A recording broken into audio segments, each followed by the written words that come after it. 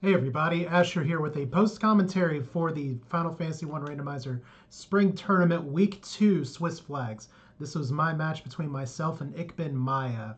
And while this was not actually recorded, I thought it was a good enough and interesting enough match to go ahead and just kind of give some thoughts on it, both from my perspective and Maya's perspective.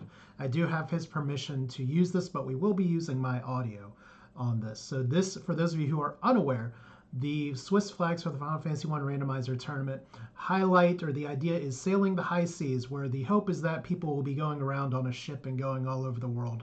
My week 1 matchup, it was a loose ship and there was a early floater.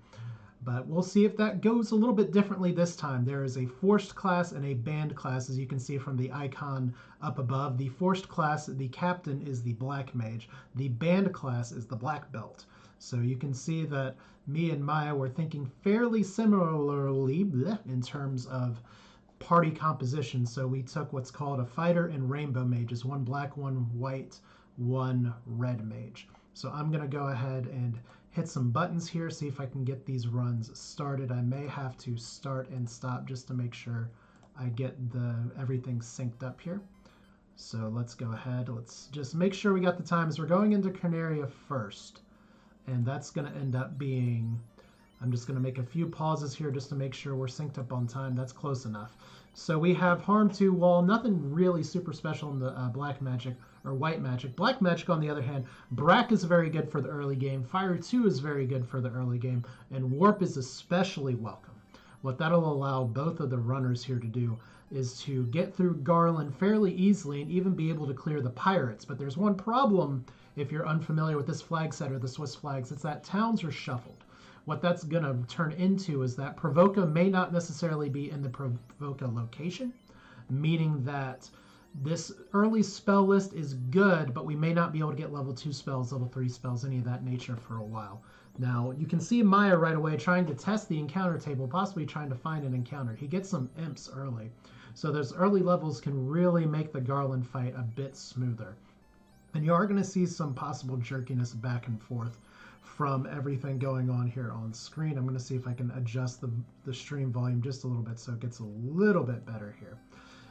So hopefully you can hear what's in the background. Like I said, I used game audio, no microphone here. So Maya going off to Garland about the same time as I'm going off to Garland, or the Temple of Fiends are visited. Now, some players will play this fairly differently as we both use cabin strats here. Some will go straight to Garland, especially with Brack, that's a viable play. But with 2 loose items available, it's also important to consider seeing what's in these chests, because you can find loose items early. Silver Shield, good for the fighter, which we both have. And right now, Maya knows a little bit more about the encounter table. There is a pretty long walk, so there is going to be some ability to move around. Both of us taking this ghoul fight. You'll notice our sprites are different. I, asher1611, using one of the fun % sprite mods to change how creatures look, as well as some of their names. Dragon Sword, not the most inspiring weapon, but it is a weapon. So you can see that we're going to be going on a very similar encounter cycle down here. It looks like we both power cycled, so we both get bones. Bones with Dazzle, not going to be super exciting or super rough. But because it's just Dazzle, we can't potentially run away. Asher, me, going with the Warp Stretch just to cabin out instead of trying to take more encounters. Maya doing that. We get our first fight with Garland. Garland, you're going to see looking very different. We do have Fire 2. I did not pick up Brack due to the price. But Fire 2 is generally enough to take out Garland. And you're going to see I have a tracker down here. You can see where I point the arrow here. I'm going by key item, so I'm going to do my best to keep up with the key item and where it is here. Now, it's been about a week since I've ran this, so not everything is super fresh, but the king gives us TNT. So I'm going to be typing that there. And this is going to be for both runners. Princess gives us Oxio. So Princess Sarah giving us something for maybe open up a dungeon later. The king giving us the TNT means that an early dwarf visit might be on the menu. And some people, this is one of the first potentials for route divergence, because we could end up seeing one of us going to the dwarves early versus checking the town early. There's benefits for both, and we don't really have a ton of gold. Houses are expensive, but cabins are cheap. One of the rare instances where cabins are cheaper than tents. So overworld saving is very important, especially in a game like Final Fantasy 1 where you can't save in dungeons, but you can manipulate the encounter table. And there I go towards the TNT, wanting to check and see that could potentially be a ship, that could potentially be a floater even. There's lots of different possibilities for what the TNT can turn into. And one of the bonus things, because there is warp available early, is we get the 2 greed chests for dwarves, and there's an Aegis shield. Could potentially sell or save later for class change. But the more important thing is that with warp, routing and moving throughout the world is going to be a little bit easier here. So Maya potentially thinking of the using the axe here. But we get the canoe. Oh gosh, where is the canoe on all of this? I should have it written here somewhere. Oh wow, that looks like a fun little oversight here. So the canoe's going to end up being from the whatchamacallit, the dwarves. I apologize for that because I thought I had everything on here. Maybe I'll see in a second. But we do have canoe access early, so this is the first time I've done this kind of thing, and I did try and run it by some other people. No one else noticed the canoe was out. So that's something easily fixed. We have our credit roll from here, as we have Maya getting his TNT and getting his Oxyel as well. The important thing for the crown, or the important thing for the canoe, is that it does open up some places early. It opens up the river system east of the Provoca town, which we don't know what Provoca is going to be yet, as we have some blue mad ponies who are hopping mad here. Maya taking a dip into the white magic, getting harm 2, which could be potentially very useful, and also picking up Brack. So we have Crescent Lake, which is very important because it does give us a key item. So we do have access to potentially going around the world and seeing what is in the eastern side of the continent, or Marsh is still a possibility in play. The white magic is nothing super inspiring. The black magic is nothing super inspiring. So level 6 magic's kind of a bust. It's not really a big deal until class change. But sometimes, at least it's information that Nuke is not in there, or Fade is not in there, or Life is not in there. So where do we go from here? We have everything going forward. Nothing is not on fire. And there's the ship. The ship is from the Sages, which means that we can now potentially sail the high seas as the world intended here. So you can see me doing a quick save, backing in and out, trying to use warp. And one of the interesting things to point out is that when sailing the high seas, it's different than the encounter table is different from the land area, as Maya is checking Matoya's and not finding as much there, at least from the looks of it. Unfortunately, I was focused on one screen because part of the fun of this is watching 2 screens at the same time and trying to see what's going on here. So I'm flying off to Elfland, which is actually Gaia, which is not super exciting. And then we have Maya, who's going to be finding out real fast that there is another key item, and it's a ship, and this is a seed where we actually get to sail. Hooray. But with the canoe, the question is always, do you do Marsh or do you check towns first? I'm going for the check towns play, which seems like it makes sense, as I don't know why I have Canal listed as Friel. We'll just list that as free. Is the Caribs have heal 2, which means they could have some other nasty spells later on. And we have EXPs as well. They're called EXPs in the vanilla game. They're called PEDs. They don't normally hit this hard, which is a little scary. Greg getting out of there with 1 HP, though, is pretty nice, as Maya is learning the disappointment of the level 6 magic, and Asher learning the disappointment that it is Lefane. Very important for later, but Lefane has no shops other than level 8 magic shops. Level 8 magic not super relevant in this flag set. So there are some options available for the runners here in the early world. Ice Cave is incentivized. It is possible to go there, especially with the warp trick. Marsh Cave is probably the preferable play here, because you do have the potential to turn in, or to check an incentivized chest and warp out, as I'm doing some armor shopping here. Maya opting not to warp out, but instead walk back to the item shop. That's a little bit of a time loss there.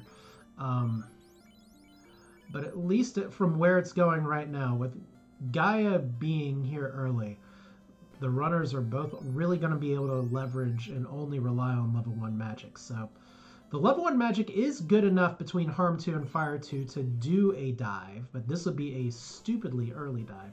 And the question becomes, do you want to do this early, or do you want to go... Because of the free canal, the entire world is open to both runners here with the sea. And with extended open progression on, you have access to really a lot of places. such as passing the canal here right away, which there is a bridge there that is one of the randomizer features, going to the Melmond location, and Melmond is in fact Melmond. So that's a little boring. No key item here, but a potential to translate a slab, and we know where Lefane is. Life is learnable, I believe, definitely by the White Mage, but there is life access early in this seed.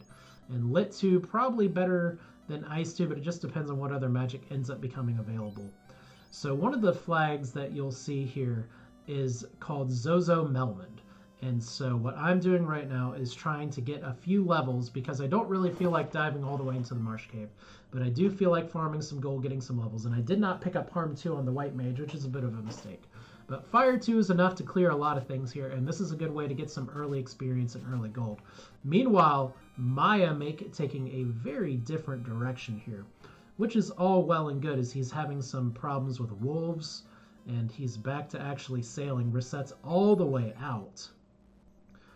So he's going to have a little bit more of a trip to go, as it looks like he's going to attempt to turn in his TNT early, while Asher taking kind of a backseat role here to... I mean, the logic here is to try and get a few levels early so that the game goes smoother later. It certainly feels bad to dive Marsh at level 2, although some players are bold enough to do it, and maybe that's the spring tournament thing to do. But right now, getting level 4, level 5, those are some significant early levels. So Miah's going to get the canoe and learn some information that maybe you do not have to do Marsh first. Castle Ordeals is a play. With the canoe available and warp available, Waterfall is a play. So there are lots of things available. And right now, Asher is sort of sequestering and that's probably not the right word for it, but it's kind of giving up a little bit of the world movement advantage that he had on Miah. But Miah, in return, not necessarily as great on levels, although he's been taking a few more overworld fights right now. So he's level 4. Now we'll have to see what Asher's level is at the end of this. I'm sorry, I'm going to be switching between first person and third person. It's a little bit easier when it's not me running. But Miah, I guess the question is he going to be going for the early Marsh play? And he is not. So right now, Asher's party up to level 6. So levels are slightly superior. Gold is pretty good. And not opting for any magic, but instead opting to sail around the world. As we have a little bit of a clipping issue here. Let me just... Oh, no. Okay, we have a little bit of a clipping issue with the actual timer here. So let me see if I can fix that real fast. Did not realize that, like I said, this is the first time I've done this. There we go. So hopefully that's not going to be an issue. That wasn't supposed to be an issue before this started. I tried to check everything and make sure it was okay. Is Miah doing an early earth check? So immediate route divergence right here. But with the early warp and the early run in the encounter table, definitely a thing that can be done. Let me close some of the stuff in the background because it is causing some hiccups here that I didn't realize were being hiccups. As you can see, Miah warping right away. And let me just make sure the timing here is very well because we have some potential significant treasures here. So we're at 11:58, 11:58. And I apologize if there is any potential timing problems here. Like I said, I've watched these side by side before, as we have Provoca available in the on-rack spot. And Ice 3 is available at level 2. As I apologize once again for some of the technical difficulties. It's fun to track and do this all at once. White Magic level 2. We have Cure 3, so that's pretty important. Nice because level 2 is learnable on the class change. As Miah's stream is kind of jumping around a little bit. And there's a Masmian find. That probably wasn't from that chest, but that was from before. It's hard to tell with some of the jumping here. Ugh. This is the kind of stuff I was hoping to avoid. Because, of course, when I was test running this, there was not a jumping issue. But Miah finding a Masmian early is great for the Rainbow Mage comp because we know what his fighter is going to be doing for the rest of the run. So we have things jumping down the Melmond as well. And there's the rod from the pirates. So right away, there are 2 dungeons that are immediately accessible. So this is really an interesting predicament because technically I have a little bit more exploration knowledge, but Miah, by taking that early dive into Earth, is awarded with the Masmian. And between some of the other free chests that were available early, such as the Aegis Shield and everything, he might be able to just kit out his mages with pro rings and everything that can be found in chests. And there is one incentivized ribbon. So we have kind of a lot of things in play. See if I can get that to stop flashing. That would be very nice. So Maya going to the outside of, going to Guy here, staying on the outside of the inner sea. And let's see, Asher not opting for the waterfall play. Once again, that is a possibility, although maybe if Asher got in the Mazamune, that would be a little bit more confident. But waterfall can be scary between mud golems, undead packs, nightmares. So Maya with an item shop check, just houses, which are fairly expensive even by these flag standards. So Asher looks like going through the Cardia Isles is going to be making a trek towards Castle Ordeals. This is a justifiable play, especially if the floater is here early. That's going to be a pretty decent time save. But the other thing about Ordeals is that with level 1 magic, even with Fire 2 and everything else, it is still beatable, and this is also a good place to get levels. So definitely some plays that can be made, the Ordeals play for Asher. Maya still seems to be wandering around the outside of the original continent.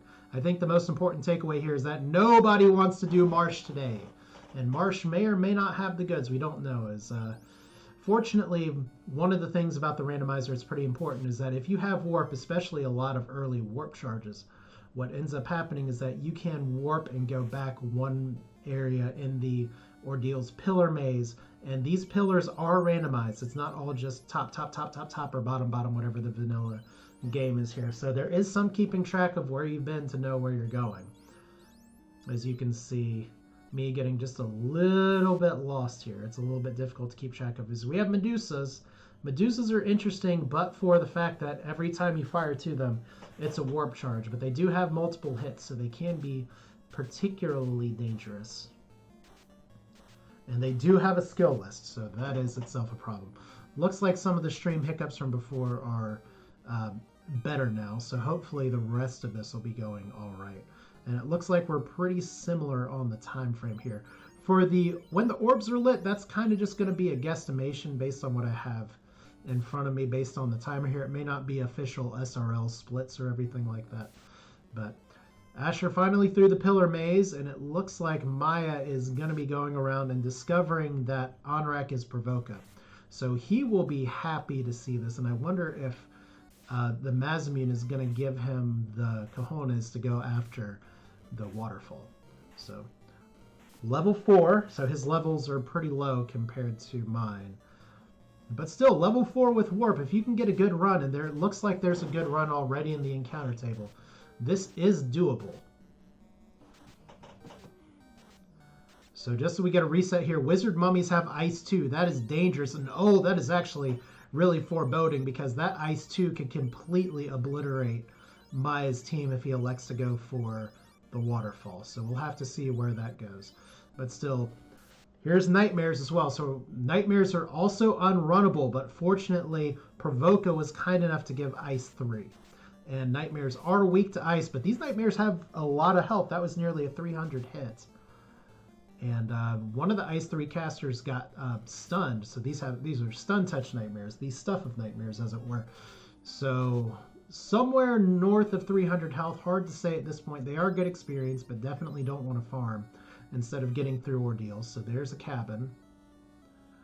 Not much in the way of gear found so far in ordeals. It's just a matter of loose items, as Maya's going to be happy to see the Ice 3 there. Running similar mage heavy comps, so what that means is that you want to try and find those early spells as much as possible, and it looks like there is a slab in ordeals. So we already know we're Melmond as well as... Oh, slab is in the slab. Nope, not quite. Slab is in ordeals, as we have a very cold looking zombie D. That is not hitting super hard, but there is Fire 2. Once again, Asher possibly missing the level 1 Harm 2 on the White Mage. I guess what it boils down to is if life access is good enough, is this going to be a 3-person or 4-person strat?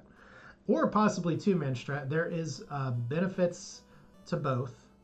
As Asher, let's see here. Is it going to be back to the waterfalls, or is it going to... Nope.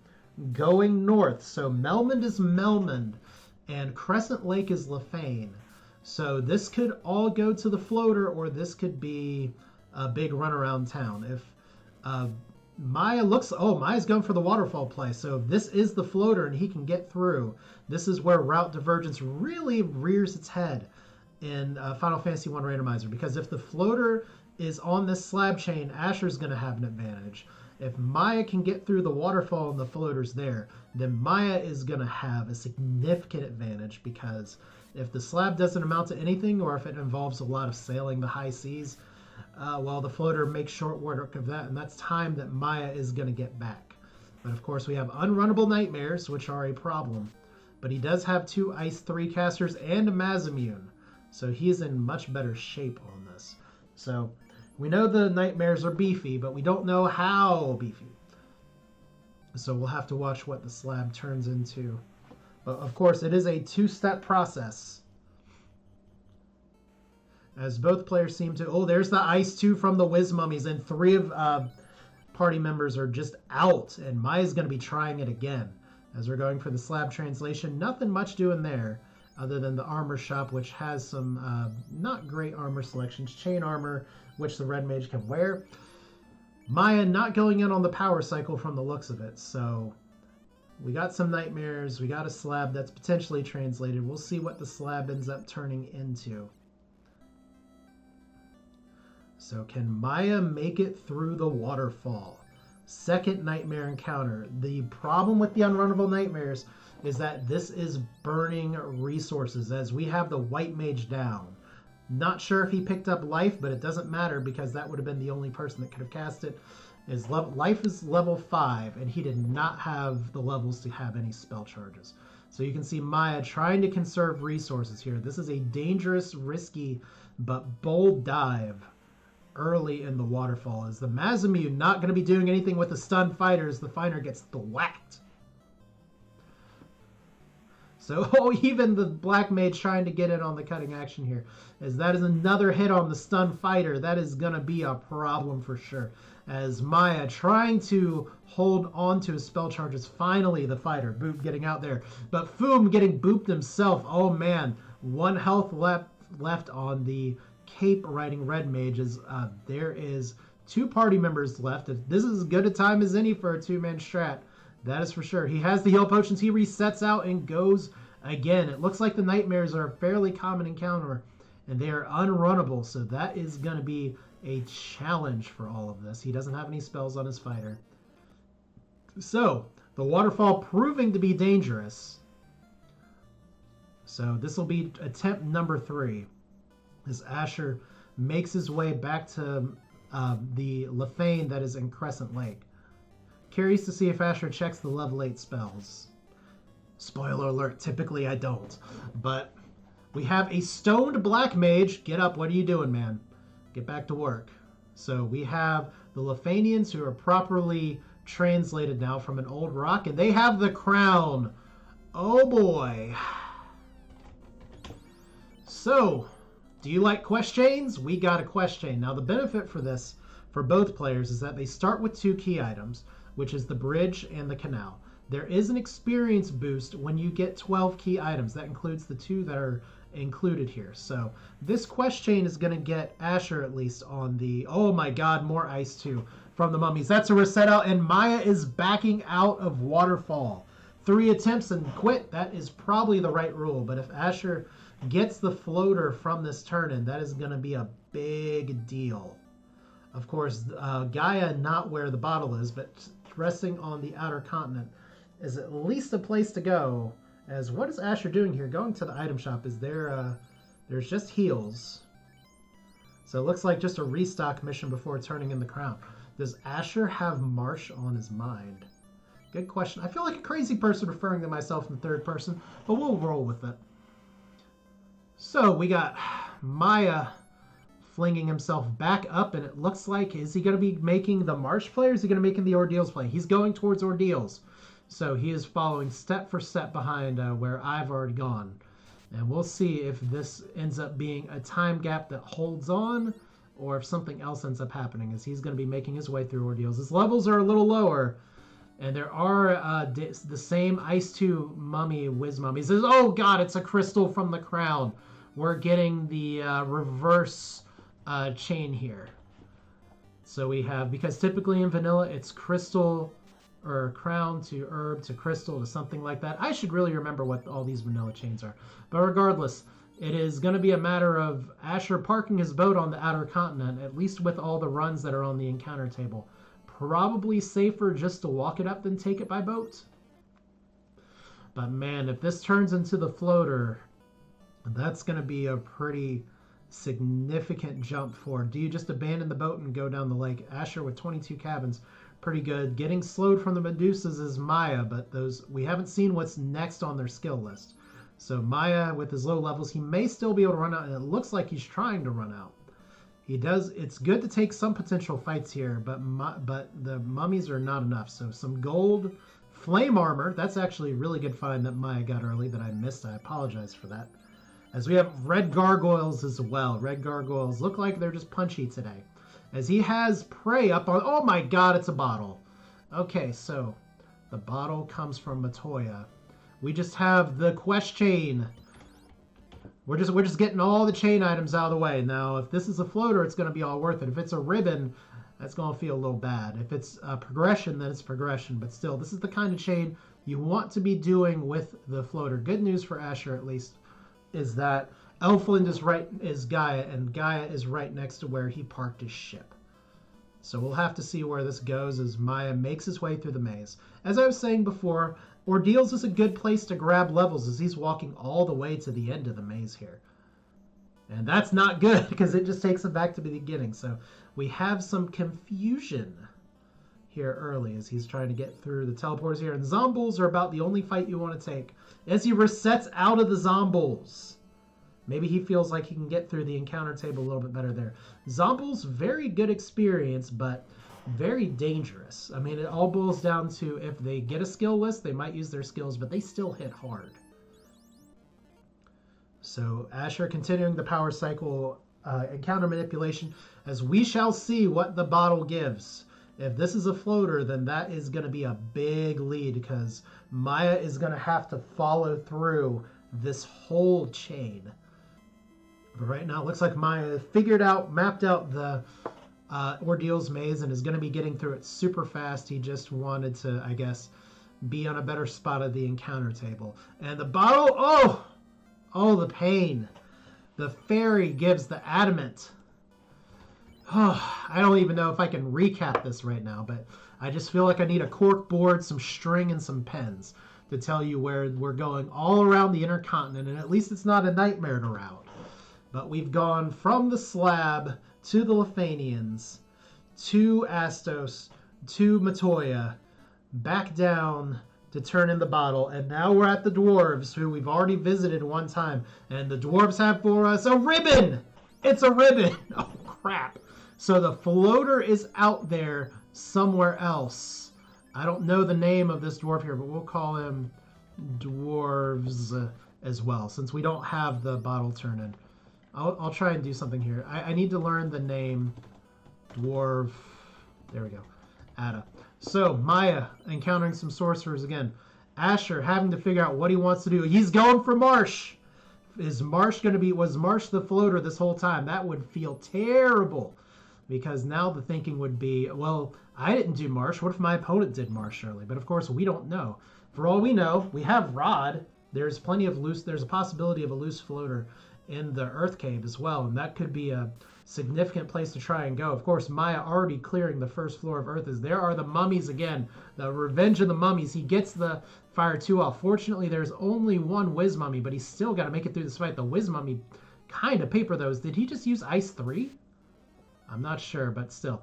He is through that same mummy fight. As we can see, level 5, definitely on a little bit more tenuous footing as Miah is just trying to go through all of the different... all of the different chests here. He's not going to find too much but gold, and gold's not bad. But he's about to go on a fantastic voyage. The question is, does he take the slab bait, or does he sniff out that maybe this is a bad chain and I want to try and do something else on the way? As we have a zombie D, we have a potential for some two-manning here, especially with the Mazimune. This is a safer fight to take. This would be a good way to try and get some early levels. Maybe catch up on the level advantage that I'd opened up a little bit. And he is taking some more of these fights. I did not grind here very much. Now, two of these guys are a little more dangerous. They are poison touchy. Oh my goodness, it's so tough I'm getting the hiccups here. So we have North Side Ice Sword. Ice Sword is good enough when you're only swinging a Dragon Sword, but it's no Mazimune.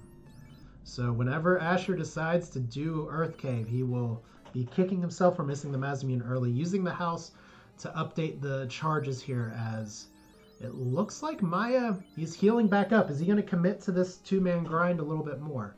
I mean, this is a good place to do it. These zombie Ds are not super dangerous. And here we go, a little bit more victory dancing here. Asher trying to see what's in the bottom of the...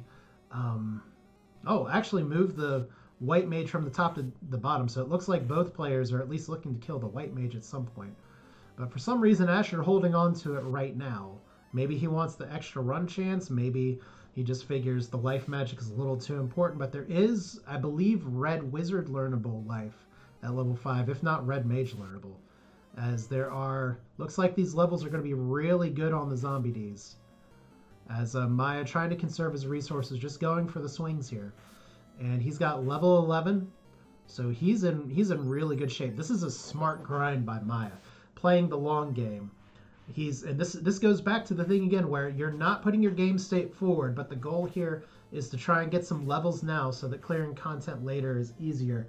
As I run into probably one of my least favorite monster packs in the game. You never like Marsh or Ice because there is such a wide variety of monster packs altogether, as there's a wizard staff in Marsh.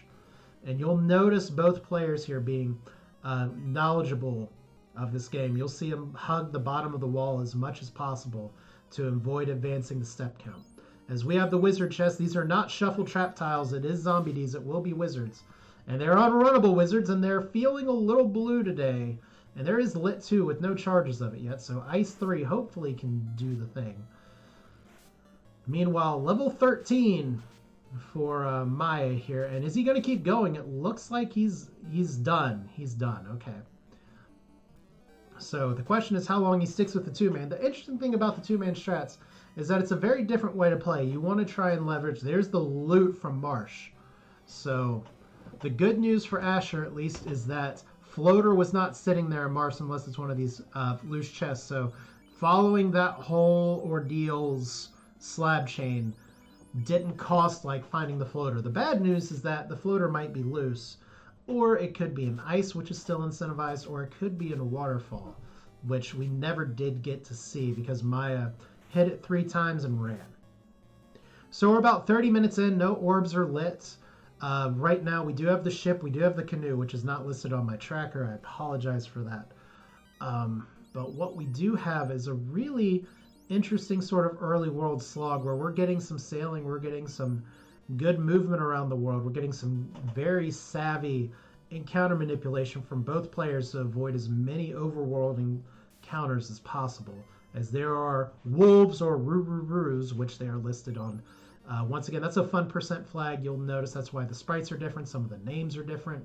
It does not change anything for the stats or anything like that. So Miah turning in his, translating his slab. He has been to Melman once. I'm not sure if he's picked up life. He cannot revive any of his light warriors here. But so it'll be interesting to see how long he sticks with the two-man grind. And where's Asher going? Obviously not to the Raycon Desert because that would involve having the floater. But still, there is a fiend that can be taken down here. So that is entirely possible. Plausible, even. So as we just, like I said, I've tried my best to give a little bit of a recap. But at this point, the canoe did come from the TNT, which was from the king. And we do have some access to everything but Sky Temple at this point. We do not have the key, so neither player is in go mode. And because we have Onrak is one of the floater locked locations, it is possible sometimes to complete this flag set with the ship only, but not this time. Because Onrak is in one of the two locked locations, either in Gaia or Lefane, unless I'm taking crazy pills and do not remember this correctly. Asher now heading his way up to, is it going to be ice or is it going to be volcano? Could do a bit of both if he's feeling bold enough to take care of one of these fiend dungeons. He's going for ice. Now, ice is fairly scary, but he does have 4 party members and a lot of spell casts. Could also be a good opportunity to potentially grind on the eye. That is always a possibility, but we'll see. Once again, Miah now in Carnaria, and he's not reviving his light warriors. Miah committing to the 2-man strats, and that is a little bit of an example of the experience of Miah versus maybe the inexperience of Asher. Miah obviously having more knowledge, more time. I mean, his name is in the credits of the randomizer. Do I really need to say anything else? But obviously more comfortable with a 2-man play than Asher is. But still, 4 light warriors, all with pretty good levels. This should be sufficient levels for going into the ice cave. So our bones right away. Just the goal here is our bones with thunder. Is that an auto reset? That is a reset. All right. Take 2. So ice is not free. Unrunnable wizards. Unrunnable wizards. Unrunnable wizards. I notice a theme here. Unrunnable wizards. So one of the other things you'll notice here is not unrunnable wizards. Oh, we win. Okay. One of the things that you'll see with one of the flag sets here is that encounter rarity is shuffled as well. So that's one reason you're seeing a few more war mechs this tournament. Also, sometimes while you'll see repeat encounters, and from the looks of it, we've seen it on Asher's screen. We'll watch out for it on Miah's screen as well. That we're going to be getting some repeat encounters in dungeons on the start of the encounter table. So it's 4 packs of unrunnable wizards early. Asher just resetting out because they're not bad, but they are a resource drain as well. So those images, or images as they're listed there, going to be trying to punch out the party a little bit. And it's really curious here because Miah is going through his slab chain right now, and he's going to be going all around the world. Because he parked on the intercontinent, he is going to be able to boat around and actually take this out faster than I did. So that could be some time saving just for how fast he did this, as we have 1, 2, and it's a tail in the ice cave. So, question becomes, is Asher going to clear the rest of this or just keep going? Looks like it's a clear. No loose items have been found yet. So tail is going to be really good for class change, but you need the floater to class change. And technically with this party, you may not even need to entirely class change. It may not be super necessary. But one of the things you see Miah doing here that Asher did not is because he's going with the 2-man strats. One of the things you do want to do going 2-person is take as many fights as you can. And okay, maybe not Thorhammer for Asher as well in the White Dragon chest. But the good thing about 2-man is that you get to split your experience between 2 people and to leverage that advantage as far as possible, as we have Miah doing the veteran play of parking on the river to go to the crown. So he is going to be a lot more route efficient here as he gets his news that this is going to the crystal. Very good time to be parked on the inner sea. That's for sure. So checking down here, maybe there's going to be some other good items, as it looks like Asher now down to 3 party members. Does he have life on the red mage? Is it available? That's a very good question. Mage staff, which is honestly a very good find in the ice cave, because it casts fire too, and many creatures don't like to get cooked down here. So I guess one thing is, are we going to be seeing an eye grind here? Don't know the exact answer to that, but using the Thor hammer just to save resources. Frost wolves are squishy, as we have Asher getting his light warriors to level 10. And there's a pro ring, so that is a good find. Potential gold savings for later. You can buy pro rings in shops in these flags, but they can get pricey. So Miah, having already cleared out my toys, is just going to get the bottle. Good news, you get to sail across the intercontinent again, as he is using his warp charges more effectively this time. And there we have just encounters in the ice cave. So far, other than the Thunder R-Bones, not too bad, but that is a famous last words here. If the R-Bones do happen to reappear, they can reappear on this floor or the surface floor, which is going to beg the question, does Asher just try and get out? Or does he risk an eye grind? Is the eye grind even that much of a risk? We have a Gerpede that wants to say hello as Asher's down to 30 heal potions. And with the healing magic not being super plentiful here, it is entirely possible that the eye could be skipped. It's just a matter of what level he wants to do here. Miah checking the Gaia spells. Lock 2 is Red Mage learnable. Lock 2 is not the beta flag for it always hitting. It's not currently in effect, so it's not very good. Nothing super exciting here from the bottom of the ice chests. Silver helmet. No loose ribbons or anything just yet, other than just the incentive ribbon that came from the adamant turn-in, which Miah is plugging his way towards as he's going to get the disappointing news. There's the tiny fairy that gives a very big, heavy rock. The power of magic. As his light warriors are at level 14, that's really impressive leveling with just a two-man strategy. But like I said, it's a matter of sometimes two-manning works really well. It just kind of depends on how the final dungeons go. But those levels on a few specialized characters could allow Miah to catch up from being kind of far behind, but not super far behind, based on this where he is on the turn-in. As Asher has been able to get through Ice Cave in the time Miah's been doing this.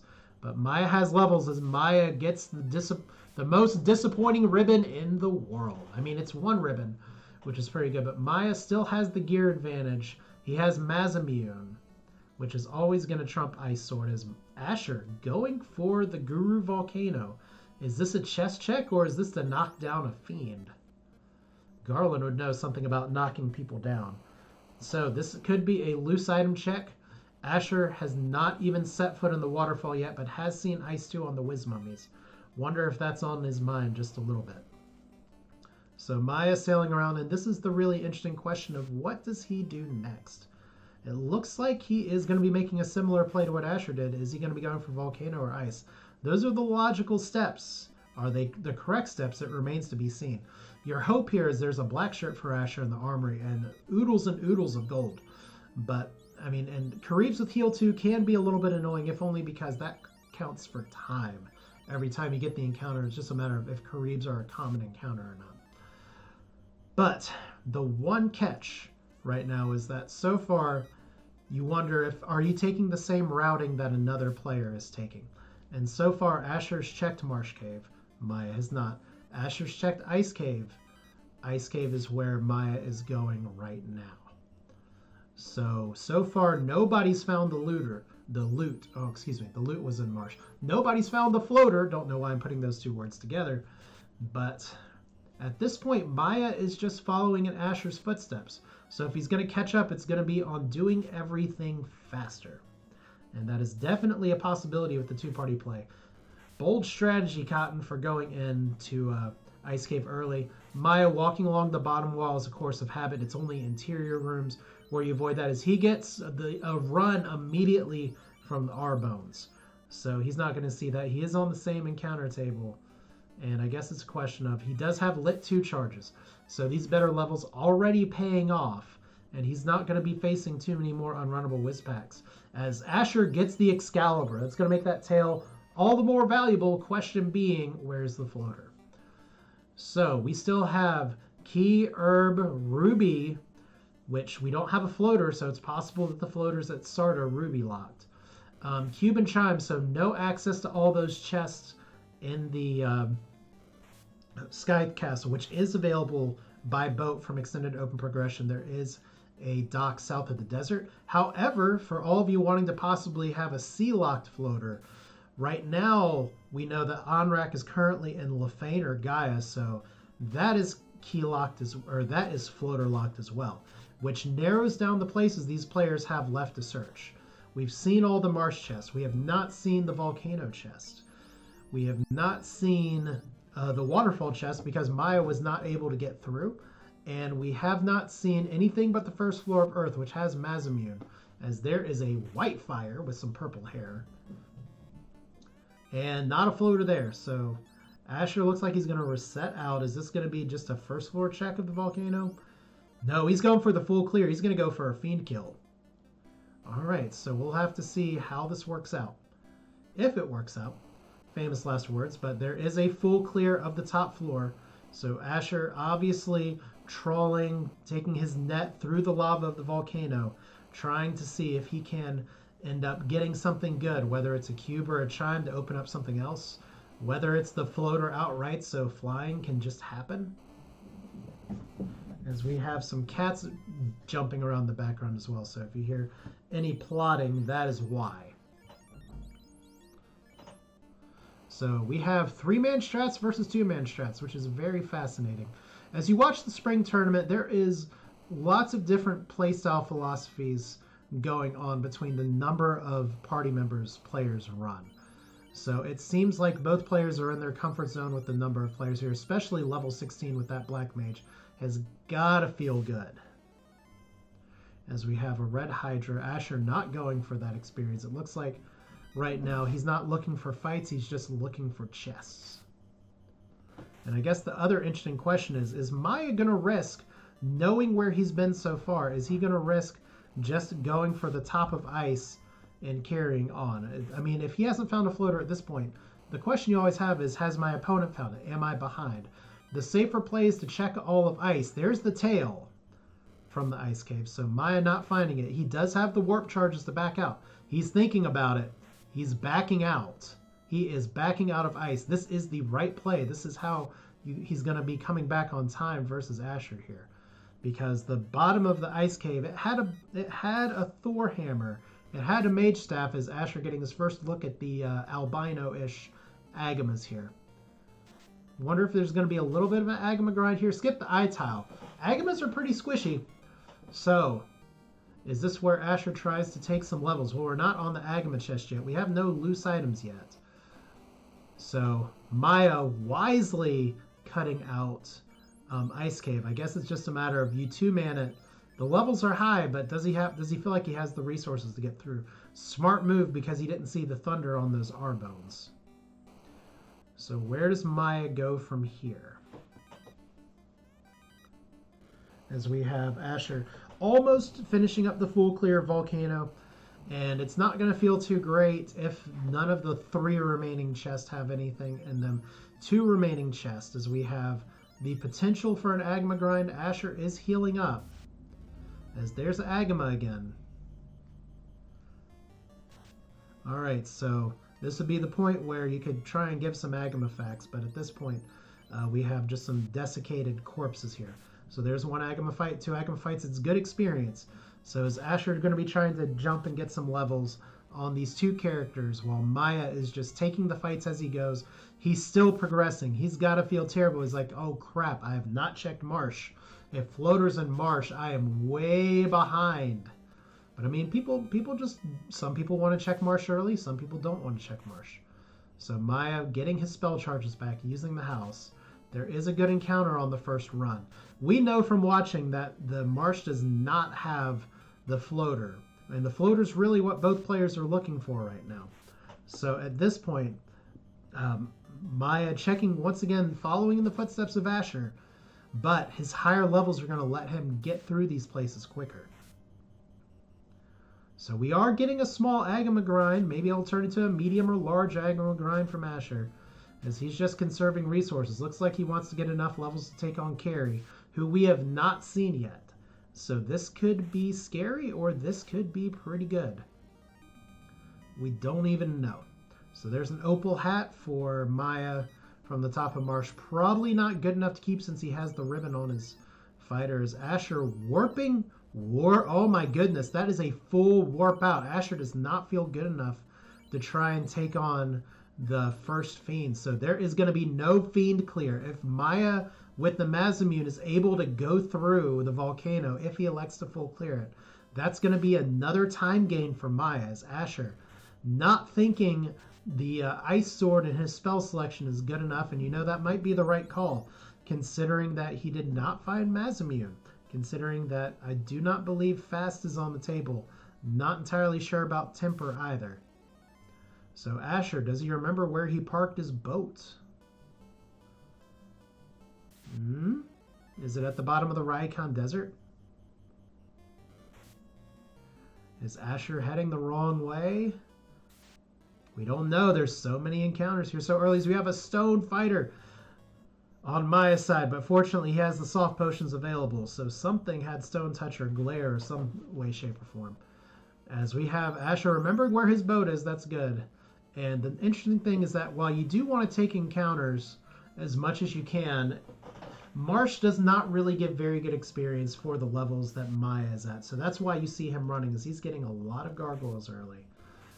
So is Asher backing out going to cost any like specific time? That was a full clear. As Maya is going through all these chests kind of as fast as possible. And it looks like Asher, I mean, Earth is available, but he's not going to the Earth Cave. He is going to, I guess what's going to be Waterfall. That's about the only thing that he can do here at this point. So with the higher levels now, when Maya tried the Waterfall Cave, he was level 4 or 5, maybe 6. But 49 minutes, it's not unusual in these flag sets to not have a fiend killed before an hour. Especially on a seed like this, where the floater comes late and things are slower. Is Asher forgetting to talk to Bicky, or is he checking towns, checking for resources? There are heal potions available. There are houses available. Have we seen the shop item yet? It doesn't look like it from the tracker. So it's possible the shop item is locked behind the floater as well. And from looking at everything, it could be progression or it could be a shop ruby. We don't know. Because once again, this still has potential for ruby locked floater, which we've done enough sailing. There's Maya with the loot, the bittersweet of, oh crap, it's not the floater, but at the same time, good riddance, it's not the floater. There's an opal bracelet. So glad to be checking those chests. That's really going to help with the two-man strategy. And it looks like Asher not just checking Provoca here at this point. This has to be a waterfall play. Okay, there's the waterfall routing. As Maya not checking every single marsh chest, he's actually backing out. So gambling on the northeast chest, I don't believe he ever made it up there. That is the correct move, as Asher backing out of a potential encounter here. Not entirely sure if there was a bad skill or people started falling, or if it's just an aggressive reset play, kind of like what Edgeworth does. If you watch some of the top runners of Final Fantasy 1 Randomizer, you'll see that they are very decisive in what encounters they take and what encounters they don't take. And oftentimes, if it's the overworld encounter, it's gonna get skipped in some way, shape, or form. So those nightmares, Asher knows they're beefy from running into them in ordeals. Fortunately, with more Ice 3 charges, things are not going to go so bad. But with the early repeat encounters, it looks like we're going to get 4 nightmare encounters in a row, assuming Asher went in, or assuming I went in on the power cycle, which seems to be the play kind of throughout this run. So, oh, there's some whiz mummies and some regular mummies. Looks like we don't have Ice 2 early. Oh. I was about to say, don't want to cast ice on these guys. That'll get resisted. The whiz mummies are squishy, though. And the whiz mummies are your danger here. Miah, meanwhile, where is he heading to? He has the rod. He has pretty much everything that Asher has at this point. Is it a waterfall play? Is it an earth play? I mean, there's been enough floater-locked or earth-locked floaters early. As Fire 2 not getting the job done against the whiz mummies. We could see a salvo of Ice 2s here in a minute, but nope. There we go. Still one whiz mummy up.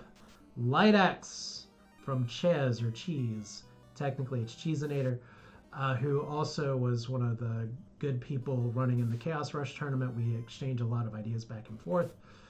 Trying to run from the whiz mummies. This could have an Ice 2 surprise, and there's the Ice 2. There's the punish. But Zap getting out just in time for Asher, as it looks like we're going to be getting a kind of late high five here. So, remember what I was saying before. All of that stuff having to do with Miah following in the footsteps of Asher, going back, trying to get through. And look at this, all of a sudden, those higher levels from the two-man strat, that is a lot of whiz mummies, man. But those higher levels are turning into being able to clear this stuff faster. So whereas Miah might have felt worlds behind before, as oh my gosh, this is going to be all the Ice 2s, but Miah has caught right back up and is just on Asher's heels.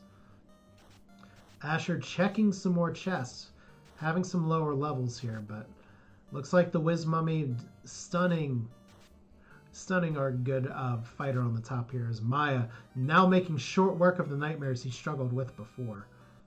So score 1 for the 2-man strategy here. No life charges for the red mage on Asher's side. But we've got ourselves a race. Just depends on what's in here. It could be a floater. It could be some other progression. It's going to be... we don't know. Oh, there is a key. The key, one of the loose items here. And then we also have the floater. The floater's from the robot the whole time. Miah having the right idea to go early, but he was unable to cash in. So, 54-minute floater never feels good, especially when Asher came by, checked Provoca before, didn't poke his head in. Gotta wonder, did your opponent do it? Miah, meanwhile, he's going to be flabbergasted probably to find the floater early because, you know, he was here and he just couldn't break through. Did his opponent make the same play and get through? But the 2-man strategy allowing Miah to clear things much quicker than Asher ever did. So, the world is now going to be both of these runners' oysters, and pretty much what we have left, we have one loose item, which was the key. It was in Waterfall. We don't really have too much in the way of locations left. It could be a loose ruby, it could be a loose chime, it could be a loose cube. We don't know what the shop item is yet. We have been to Provoca and Onrax, so we do know, or not Provoca and Onrax, we've been to Provoca and Crescent, so we know what those items are. So we could potentially have the shop having one of these items available, a loose herb or a shop herb leading to one of these items. It's going to be interesting to see kind of where this shakes out because both players have a lot of information now as Miah getting not nearly as many Wiz Mummies. He's going to be able to get through this just fine, although these cockatrices have a little more health than usual, and they're usually low morale. Asher in the air first at 55 minutes and 35 seconds, but Miah is not going to be far behind at all. So here's Sarda, another incentive location that we have not seen so far. So the floater, the ruby was not required. As we have Asher. Oh, there's a ruby anyway. So Sarda not being a friendly neighbor, not sharing the ruby with his very annoying cohort here. Asher not electing to turn in the ruby. So he's just saying, you know what, I'm going to keep this gem for myself. We're not feeding any Titans today. And it looks like Asher's going to be checking the Cardia Isles potentially for a loose item, but also to try and just see what gear is available. The tail turn-in is going to be a thing as Miah is racing his way back. He has to feel at least a little bit behind because he did not get that tail the first time, and he had some wipes or he did not get that floater the first time and had some wipes in Waterfall. So definitely worth considering going forward. So let's see here. We have Asher going up to Bahamut, and there is the tail. So as we go through here, there is the Excalibur being moved around just ever so slightly. We have all of our kind of equipment shuffle. The Aegis Shield is going to be really nice. We have Asher trying to do some inventory management. We'll see how that goes. Black Shirt could go on the Black Wizard. That could work out really well. And then we have really just not too much here. Miah in the air at 57 minutes and change. And he's taking the same route. So what's the play here? Do you just go for loose items? You got your class change. There's the ruby. So it's just going to boil down to what are your other locations? Miah. Ooh, Miah is going to feed the Titan. So we get to see what in the world this Titan is hiding. The flag for Titan's Trove is on. Normally you could use the floater to sneak behind where the Titan was. It's been moved so you can get it. And there's a loose chime. Loose chime is loose. I'm going to put RL for Ruby Locked. Oh man, that is some information that Miah has that Asher did not get.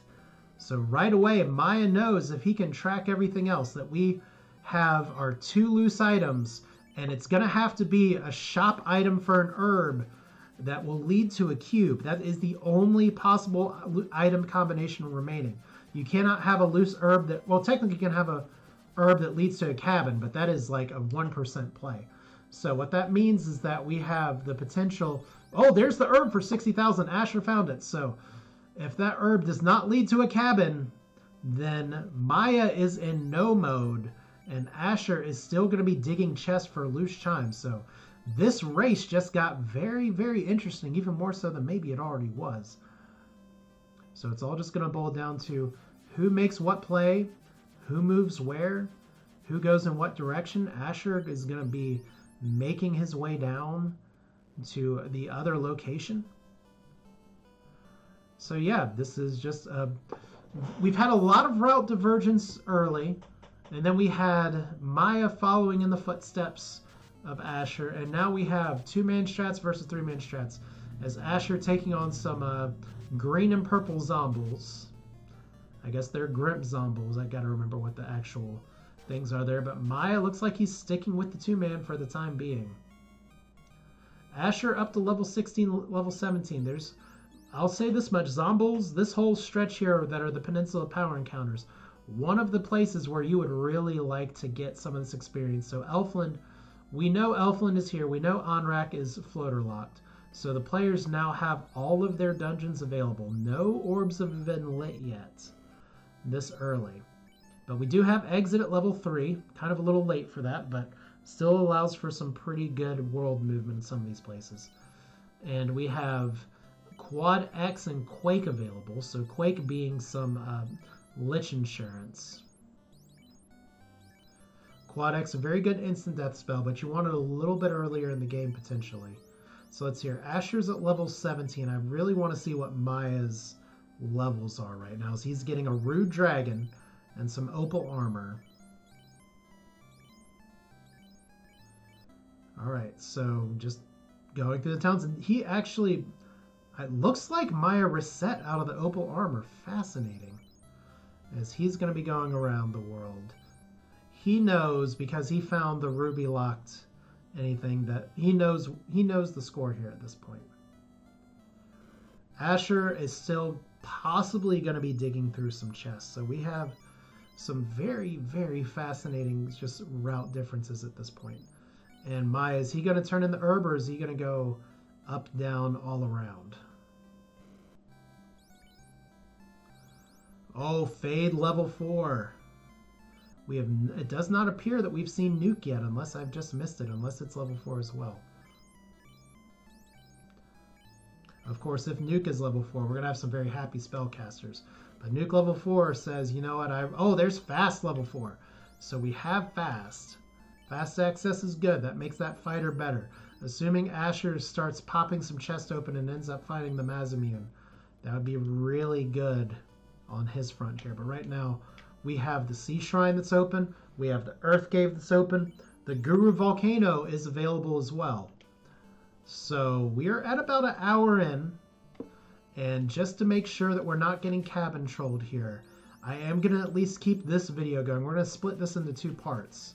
Just for part of it, unfortunately, is because my recording schedule is not going to allow me to do this all at once. But once we have the herb turn in here, if this is a cabin, we're going to have a pretty interesting seed. But it should be the cube, and then we'll have all of our loose items resolved, and we're going to find out in just a second. And then from there, we shall be able to continue this. It is the cube, so all of our items are accounted for. So we're going to go ahead and stop this video here at this point. Both players at around the 1 hour, 2 minute mark. And when we resume this video next, is we have Miah at level 18 with 2 people. Asher level 17-ish with 3 players. It pretty much is just going to boil down to who can knock out these fiends faster. So we have a shop herb. We have the cube from the prince. And there you go. So when we pick this up in the next video, we are going to have both players blazing through, or at least hopefully blazing through, the different dungeons here. However, one significant detail is that Miah knows, or will know once he gets his cube, that he is in go mode, and he has the Mazza. He could 2-man strat this all the way through. Asher, on the other hand, has not turned in the ruby and has not found the loose ruby lock chime. So right now, progression is blocked for Asher. Fascinating place to stop. We will pick this video up right at the 1 hour, 2 minute, and 30-second mark. So thanks for watching. Sorry to have to split this into 2 parts. That was not my original intention, but real life has a way of getting in the way sometimes. So we will get the rest of this video out tomorrow. So thanks for watching. Hope you enjoyed it. Leave any thoughts you have in the comments, and I'll put the conclusion of this race. Hopefully be able to post it tomorrow. Week 3 has been set, so this video is coming out a little late, but that's how it goes. This is Asher. Thanks for watching. Thanks again, ichbinmiah, for giving me permission to use your stream to put this video out, and we'll do this again tomorrow. Thanks for watching.